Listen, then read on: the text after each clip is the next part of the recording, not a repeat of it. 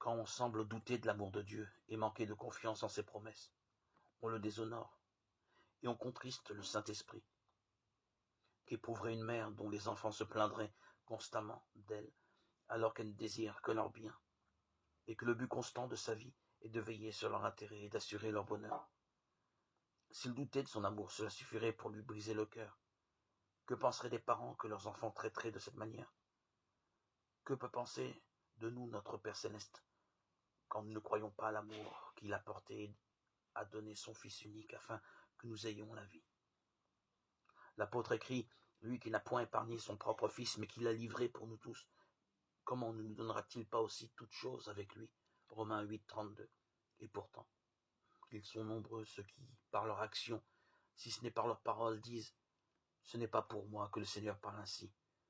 Il aime peut-être telle ou telle personne, mais pas moi. » Tout cela fait du tort à notre âme, car chaque parole de doute que nous proférons donne prise à Satan, fortifiant nous la tendance au scepticisme. Attriste et éloigne de nous les anges auxquels Dieu a confié notre garde.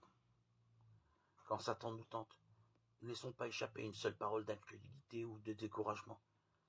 Si nous ouvrons la porte de notre cœur à ces suggestions, notre esprit sera bientôt rempli de méfiance et de pensées rebelles.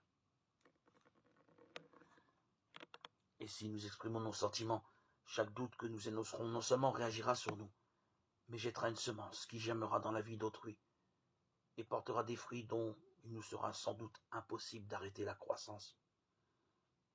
Nous sortirons peut-être victorieux de la tentation et des pièges de Satan, mais d'autres, ébranlés par notre influence, pourront ne jamais être à même d'échapper au scepticisme semé par nous.